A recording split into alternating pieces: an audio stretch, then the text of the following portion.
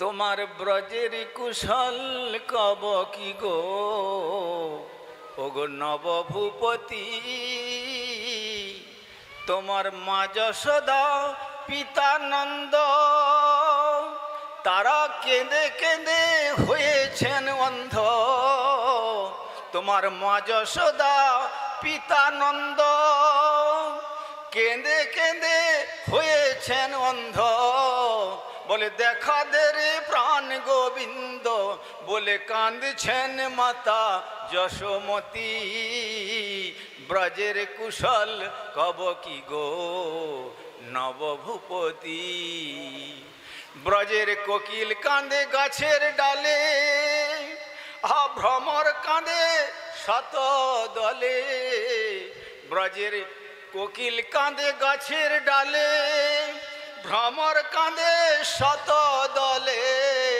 শ্রী গোবিন্দ দাস কেঁদে বলে, হলো সুখের হাটে ডাকাতি। ব্রজের কুশল কব কি গো নবভূপতি। যখন যমুনা পার হয়ে এলাম, আমি যমুনা পার হয়ে এলাম, রাইমল রব শুনতে পেলাম।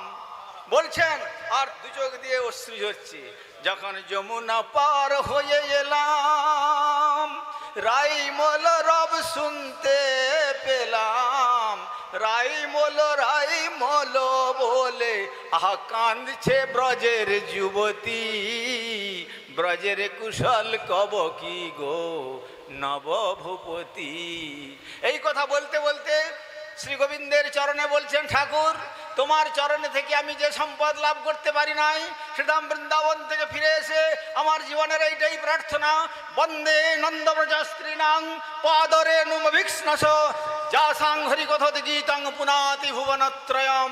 আমি উদ্ধব হয়ে জন্ম না গ্রহণ না করে যদি আমি ব্রজের তৃণগুল্ম হয়ে জন্মগ্রহণ করতে পারতাম, তাহলে আমার জীবন ধন্য হয়ে যেত।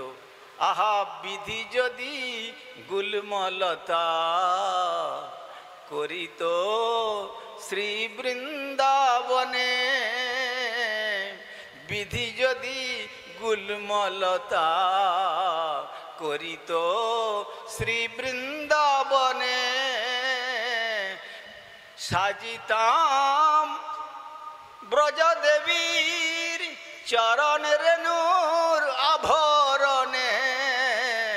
তাহলে সাজিতাম ব্রজদেবীর চরণ রেণুর আভরণে। বিধি যদি গুল্মলতা করিত শ্রী বৃন্দাবনে।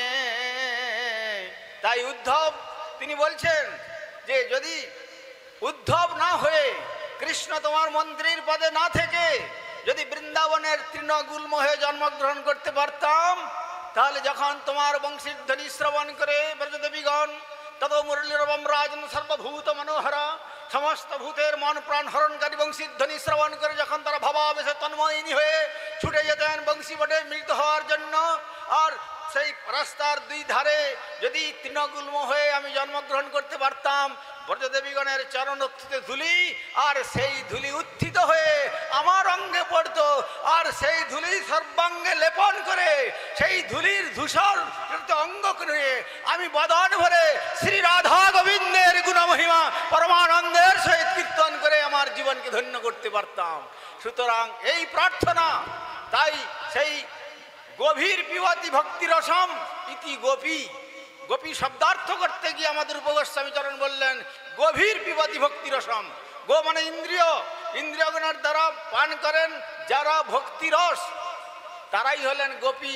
ভাববেন না গোপী মানে কোনো নারী মূর্তি বা গোপী মানে কোনো পুরুষ মূর্তি। আমাদের শিল ভক্তিহৃদয় বনগোস্বামী মহারাজ বলেছিলেন, সাধক যদি মনে করেন আমি পুরুষ, সাধক যদি মনে করেন আমি নারী, তাহলে তারা ভগবানের পাদ পদ্ম বিস্মৃত হয়ে যাবে, শ্রী ভগবানের কৃপা লাভ করতে পারবে না। তাই আমাদের পদকর্তা বললেন, কবে গোপী ভাব হইবে স্বভাব, আন ভাব নাহি রবে, তবে এ সংসার সিন্ধু পার হয়ে তব ব্রজপুরে যাবে। সুতরাং শ্রীধাম বৃন্দাবন যাত্রা করতে গেলে কবে গোপী ভাব হইবে স্বভাব, আন ভাব নাহি রবে, তখন আর অন্তরে অন্য কোনো ইতর ভাব থাকবে না। যেমন মহাপ্রভু বলেছিলেন, না হং বিপ্র ন চ নরপতি না পিবস্য না শূদ্র না হং বর্ণী ন চ গৃহপতি না বনস্থ জ্যোতির্বা কিন্তু প্রদ্যন নিখিল পরমানন্দ পূর্ণমৃতাব্ধে গোপীভর্তুর পদকমলয়ের দাস দাসানুদাস। এই বিচারে প্রতিষ্ঠিত না হওয়া পর্যন্ত ব্রজের যতই উন্নত উজ্জ্বল রসের কথা আমরা কীর্তন করি না কেন, কানের এক দিক দিয়ে প্রবেশ করবে আবার অপর দিক দিয়ে বেরিয়ে চলে যাবে। তাই সেইভাবে বিভাবিত হয়ে যখন সাধক সদ্গুরুর চরণাশ্রয় করে নিজের জীবনকে ওই ভাবের প্রতিষ্ঠিত করতে পারবেন, তখনই তার সেই ভাব জাত হবে। তখন এই জগতের অনিত্যত্ব উপলব্ধি করে মায়া মোহের জালকে ছিন্ন করে ব্রহ্মাণ্ডের পরপারে প্রকৃতির পরপারে সেই গোলক বৃন্দাবনে গৌর গোবিন্দের পাদ পদ্মরূপী গোলক বৃন্দাবন লাভ করে আমাদের দুর্লভ মনুষ্য জীবন সার্থক হবে।